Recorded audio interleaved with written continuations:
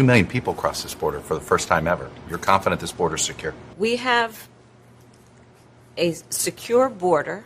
2 million crossed, but the border's secure. Really? Really? Really? I give this lie 1, 2, 3, 4, 5 unhinged Kamala cackles. So Governor DeSantis sent illegal immigrants to Martha's Vineyard, and Governor Abbott sent them to Kamala Harris's house. Since the media has an opportunity to demonize Republicans, they're going to do it. They say that this is cruel and inhumane. If the illegals actually have to sit through a speech from Kamala, then I would agree. Of course, conservatives know that the real issue is that the powerful elitists never have to actually deal with the consequences of what they advocate for. The limousine liberals don't actually want to share their limo, especially with the legals. So when you hear Martha's Vineyard residents saying this, we don't have the services to take care of 50 immigrants, and we certainly don't have housing. We're in a housing crisis as we are on this island. Welcome to the party, pal! this is exactly what people on the border are saying. It's been more than a year since the media's paid any real attention to it. We are going to the border. We've been to the border. So this whole thing about the border, we've been to the border. We've been to the border. You haven't been to the border. And I haven't been to Europe. This was June 2021, 3 months after she had been made border czar, and she hadn't gone because she was never going to do anything anyway. Why not visit the border? Why not see what Americans are seeing in this crisis? That's a question I'd ask him now. You cared about this for a moment and then nothing. This is plausible deniability journalism. The border? Oh, well, we addressed that. We talked about that, sure. And when the media did ask questions, they allowed Democrat BS to go unchallenged. But we have to understand that there's a reason people are arriving at our border and ask, what is that reason? That's the question we have to do a deep dive about? Really? Really? Really? What's their motivation? Why are they coming? I have no idea. I don't know, maybe some stuff that you've said in the primary? Raise your hand if your government plan would provide coverage for undocumented immigrants. And those comments about ICE, much like defunding the police? Abolish ICE. Yeah. Is that a position that you agree with?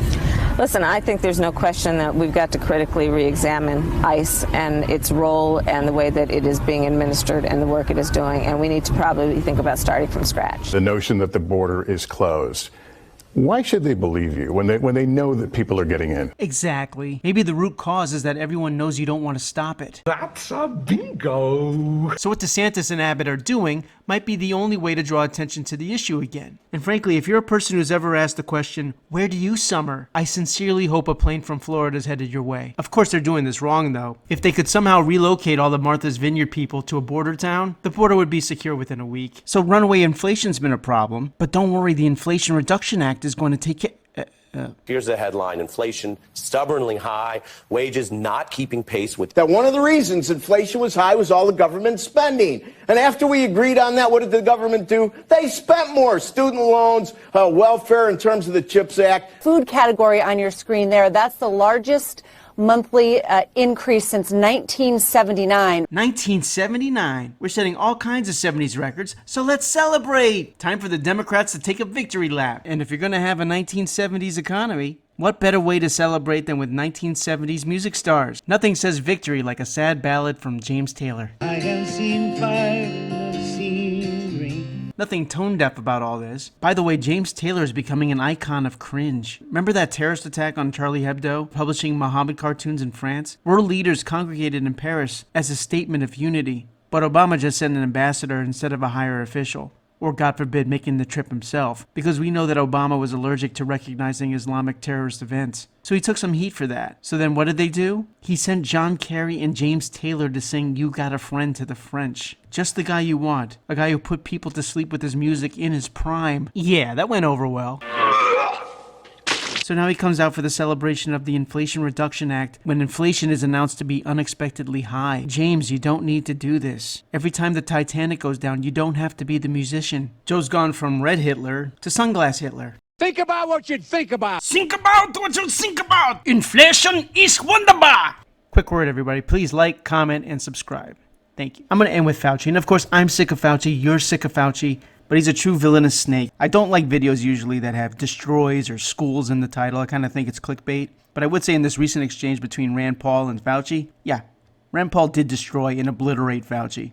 Although you'd never know it from the recent headlines about it. It would just be described as a spat. because Fauci has a Secret Service watching over him, and it's called the media. I'm putting the full exchange in the description. It's worth watching. Fauci should endlessly be grilled for his lies. Journalists should be hammering him 24/7. But instead, all the country gets is 5 uncomfortable minutes with Rand Paul on a monthly basis. Rand Paul started with a clip that Fauci haters are well acquainted with, where he states that getting infected with the flu is the best vaccine. Not good, not some level of protection, but the best. Well, no, if she got the flu for 14 days, she's as protected as anybody can be, because the best vaccination is to get infected. Fauci's response? Reuters fact check looked at that. Fauci's 2004 comments do not contradict. Key thing to note here, Fauci's totally ready for this. He knows the clip is damning, but all he can offer is, well, it's out of context. According to who? Reuters, his friends in the media. But again, I emphasize, Fauci has prepared for this. He has the paper in his shaking hand. Rand Paul did not catch him flat-footed. He was ready. Words don't lie. She doesn't need it because the most potent vaccination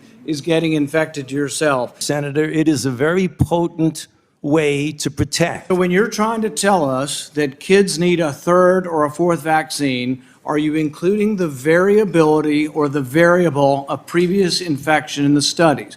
No, you're not. Rand Paul stays on point that the studies, the government guidelines, Fauci's recommendations about kid vaccinations do not account for getting COVID, getting past COVID, which is the best vaccine. Rand Paul makes this point 5 or 6 times. If this is untrue, if it was accounted for, Fauci would gladly jump in and say so because it would make Rand Paul look like an idiot. Instead, Rand Paul goes on uninterrupted. It's not in any of your studies. Almost none of your studies from the CDC or from the government have the variable of whether or not you've been previously infected. But you also need to know whether they've been infected. If you ignore whether they've been infected, you're ignoring a vaccine, basically. So you're ignoring a variable. Very basic science is that previous infection provides a level of immunity. If you ignore that in your studies, if you don't present that in your committees, you're not being truthful or honest with us. I have never, ever denied fundamental immunology. In fact, I wrote the chapter in the textbook of medicine. That's irrelevant. Do any of the guidelines for vaccines from the government